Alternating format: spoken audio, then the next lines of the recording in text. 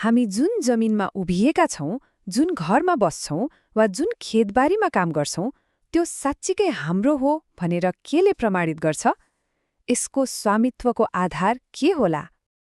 हो, यही एउटा सामान्य तर निकै महत्त्वपूर्ण प्रश्नको जवाफ खोज्ने क्रममा नै जग्गा नाप जाँचको प्रविधि र प्रणालीको विकास हुँदै आएको हो। र नेपालको सन्दर्भमा यो जवाफ कुनै एकै दिनमा भेटिएको कुरा भएन। यो त झण्डै 1300 वर्ष लामो एउटा रोमाञ्चक यात्रा हो। आउनुहोस्, आज हामी त्यही यात्राको कथालाई अलि गहिरिएर हेरौं। हाम्रो यो यात्रा 5वटा मुख्य चरणहरूमा अघि बढ्नेछ। हामी सुरु गर्नेछौं प्राचीन अभिलेखहरूको युगबाट, अनि देशभरि भएको ग्राफिकल सर्वेक्षण, त्यसपछि कागजी नक्साले ल्याएका चुनौतीहरू, अनि नेपालको आधुनिक डिजिटल प्रणाली हुँदै भविष्यको लेजर म्यापिङ अर्थात् लाइडारसम्म पुग्नेछौं। ल, सुरु गरौं हाम्रो कथाको पहिलो अध्यायबाटै। नेपालमा जग्गाको अभिलेख राख्ने चलन सोचेभन्दा धेरै पुरानो छ, र यसको मुख्य उद्देश्य एकदमै सरल थियो, त्यो हो कर उठाउनु। एकछिनलाई कल्पना गरौँ न, एउटा यस्तो समय जहाँ आजको जस्तो नक्सा भन्ने चिज नै थिएन। लिच्छवीकालमा जग्गाको पहिचान श्रेष्ठ र लेखोट जस्ता लिखित विवरणहरूमा आधारित हुन्थ्यो, जहाँ जग्गाको 4 किल्ला र अन्य जानकारी लेखिन्थ्यो। पछि मल्लकालमा अलि सुधार भयो, जग्गालाई अब्बल, दोयम जस्ता वर्गमा छुट्याइयो, नाप्ने एकाइहरू पनि बने, र साँचो अर्थमा जग्गाको नक्सा बनाउने पहिलो प्रयास चाहिँ राणाकालमा सन् 1923मा चीन सर्वेबाट सुरु भएको देखिन्छ। अनि ती पुराना एकाइहरू पनि कति रोचक थिए है। हाले, पाते, कुटे, कोदाले यी शब्दहरू केवल नापका इकाइ मात्र थिएनन्। यिनीहरूले त त्यो समयको कृषि आधारित जीवनशैलीलाई नै झल्काउँथे। जग्गाको मूल्य, त्यसले कति उत्पादन दिन्छ वा कति श्रम लाग्छ भन्ने कुराले निर्धारण गर्थ्यो। अब अघि बढौं त्यो ऐतिहासिक मोडतर्फ, जब नेपालले पहिलोपटक देशको कुना-कुनाको हरेक कित्ता जग्गालाई नक्सामा उतार्ने एउटा निकै महत्वाकांक्षी अभियानको थालनी गर्यो। त्यो साल थियो विक्रम सम्वत 2021 अर्थात् सन् 1964। भूमि सुधार कार्यक्रम र नापी ऐन 2021 को कार्यान्वयनसँगै देशव्यापी नापीको एउटा नयाँ युगको सुरुवात भयो। यो नेपालको भूमि प्रशासनको इतिहासमा एउटा कोशी ढुङ्गा नै थियो। यो काम सोचे जस्तो सजिलो भने पक्कै थिएन। दशकौंसम्म नापीका प्राविधिकहरूले प्लेन टेबल, टेलिस्कोपिक एलिडेड, फित्ता र चेन जस्ता साधारण उपकरणहरूको भरमा फिल्डमै हातले नक्सा कोर्ने गर्थे।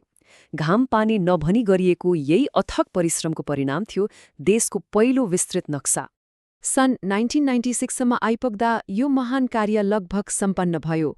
देशको हरेक भागको नक्सा तयार भइसकेको थियो, तर यो ठूलो उपलब्धिको उत्सव मनाउँदै गर्दा कागजमा आधारित यो प्रणालीका आफ्नै सीमितता र चुनौतीहरू पनि बिस्तारै देखिन थालिसकेका थिए।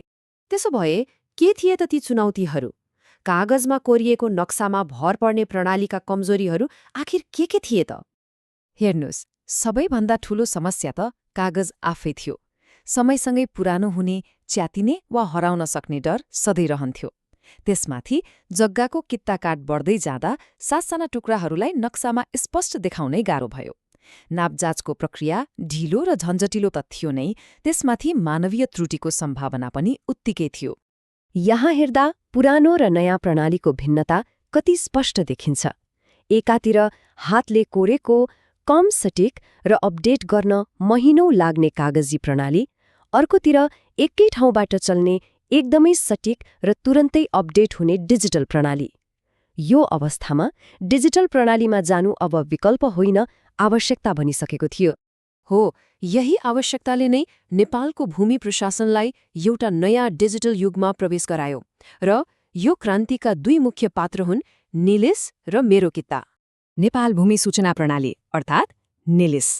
यसको सबैभन्दा राम्रो पक्ष के हो भने यसले देशभरिका विभिन्न कार्यालयहरूमा छरिएर रहेका सबै जग्गाको डेटालाई एउटै सुरक्षित केन्द्रीय प्रणालीमा ल्याएको छ।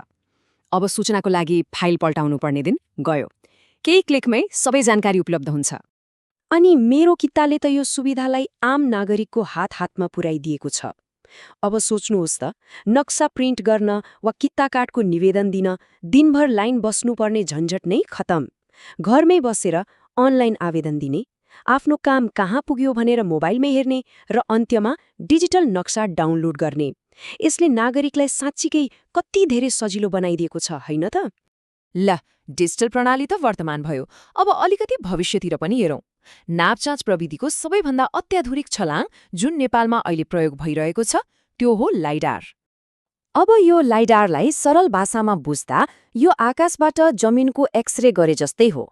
विमानमा जडान गरिएको उपकरणले 1 सेकेन्डमै लाखौं लेजर प्रकाशका किरणहरू जमिनमा पठाउँछ र ती फर्किन लाग्ने समयको आधारमा जमिनको अत्यन्तै सठिक र विस्तृत 3D नक्सा तयार पार्छ। र यो कुनै सानोतिनो परीक्षण मात्र होइन। हाल चितवनदेखि कञ्चनपुरसम्मको करिब 20,000 वर्ग किलोमिटर तराई क्षेत्रमा लाइडार सर्वेक्षणको काम भइरहेको छ। यो परियोजनाको आकारले नै देखाउँछ कि यो प्रविधि मार्फत देशको भूमिको सटिक नक्साङ्कन गर्ने राष्ट्रिय प्रतिबद्धता कति बलियो छ। तर लाइडारको महत्व जग्गाको सिमाना कोर्नुमा मात्र सीमित छैन। यसबाट प्राप्त हुने डाटा त राष्ट्र निर्माणको लागि एउटा खजाना नै हो।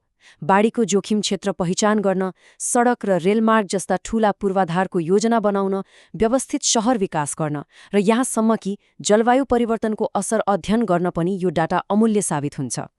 हो, यसरी नै हातले लेखेका श्रेष्ठता र लेखोटबाट सुरु भएको हाम्रो यात्रा आज आकाशबाट गरिने लेजर स्क्यानसम्म आइपुगेको छ।